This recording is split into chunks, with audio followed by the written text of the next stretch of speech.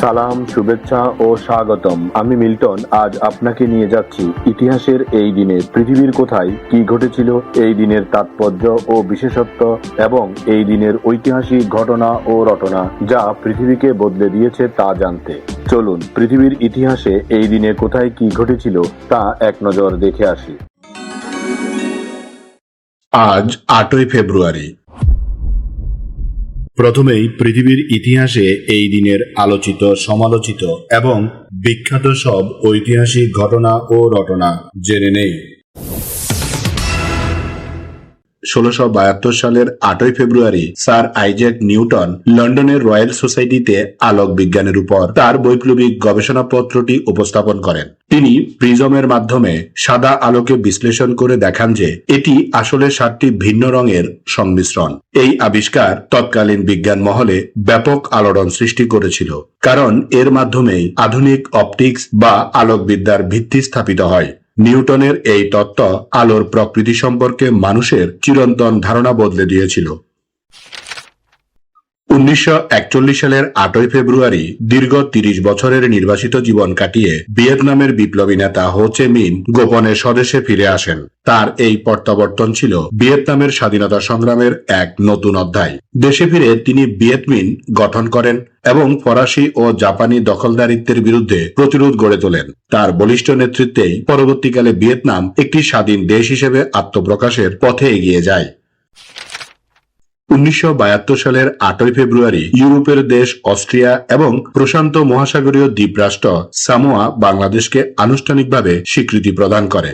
যুদ্ধবিধ্বস্ত নতুন একটি দেশের জন্য এই আন্তর্জাতিক স্বীকৃতিগুলো ছিল অত্যন্ত তাৎপর্যপূর্ণ, যা বাংলাদেশকে বৈশ্বিক মানচিত্রে একটি সার্বভৌম রাষ্ট্র হিসেবে প্রতিষ্ঠিত হতে সহায়তা করেছিল। এবার জেনে নেই এই দিনে জন্ম নেওয়া কিছু কিংবদন্তি ও অসাধারণ মানুষের কথা। ফরাসি লেখক জুল বার্ন 1828 সালের 8ই ফেব্রুয়ারি ফ্রান্সের পশ্চিমে বিস্কে উপসাগরের তীরে অবস্থিত নুত নামের বন্দর শহরে জন্মগ্রহণ করেন। ফরাসি এই লেখককে সায়েন্স ফিকশন বা কল্পবিজ্ঞানের জনক বলা হয়। 20,000 লিগস আন্ডার দ্য সি বা around the world in 80 days এর মতো কালজয়ী বইগুলোর মাধ্যমে তিনি এমন সব প্রযুক্তির কথা লিখেছিলেন যা তখনকার যুগে ছিল অকল্পনীয়।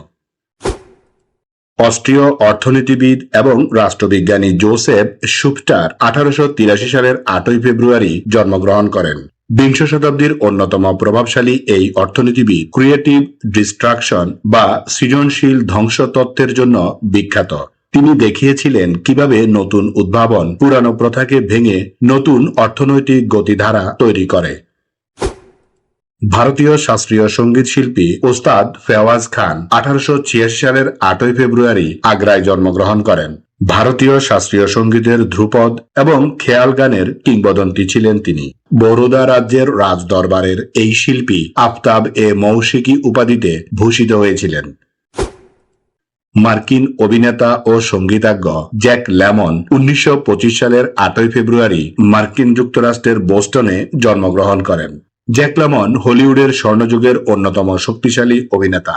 কমেডি এবং সিরিয়াস চরিত্র উভয় ক্ষেত্রেই তার দক্ষতা ছিল প্রশ্নাতীত। তিনি একাধিক অস্কার জয় করেছিলেন।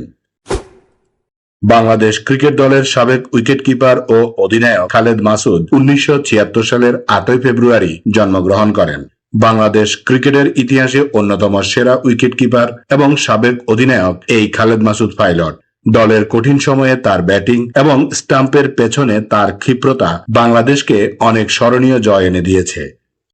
স্মরণ করছি এই দিনে চলে যাওয়া কিছু কিংবদন্তি ও অসাধারণ মানুষের কথা। হাঙ্গেরীয় বংশোদ্ভূত মার্কিন গণিতবিদ জন ভন নিউম্যান 1957 সালের 8ই ফেব্রুয়ারি মৃত্যুবরণ করেন। তিনি শুধু গণিত নয়, বরং পদার্থবিজ্ঞান, অর্থনীতি এবং কম্পিউটার বিজ্ঞানেও বৈপ্লবিক পরিবর্তন এনেছিলেন। বর্তমানের কম্পিউটারের যে মূল কাঠামো তা তারই দেওয়া। গেম থিওরি এবং কোয়ান্টাম মেকানিক্সের গাণিতিক ভিত্তি তৈরিতে তার অবদান অতুলনীয়। 1957 সালের এই দিনে ক্যান্সারে আক্রান্ত হয়ে এই মহান বিজ্ঞানীর মৃত্যু হয়। ইংরেজ দার্শনিক জন ল্যাংস অস্টিন 1960 সালের 8ই ফেব্রুয়ারি মৃত্যুবরণ করেন। J.L. অস্টিন ছিলেন একজন প্রভাবশালী ব্রিটিশ দার্শনিক, যিনি সাধারণ ভাষা দর্শন নিয়ে কাজ করেছিলেন। তার সবচেয়ে বড় অবদান হল স্পিচ অ্যাক্ট তত্ত্ব। তিনি দেখিয়েছিলেন যে ভাষা দিয়ে আমরা কেবল তথ্য আদান প্রদান করি না, বরং ভাষা ব্যবহারের মাধ্যমে আমরা কাজও করি। তার চিন্তাভাবনা আধুনিক ভাষা বিজ্ঞান ও দর্শনে গভীর প্রভাব ফেলেছে। নোবেলজয়ী ব্রিটিশ জৈব রসায়নবিদ স্যার রবার্ট রবিনসন 1975 সালের 8 ফেব্রুয়ারি মৃত্যুবরণ করেন।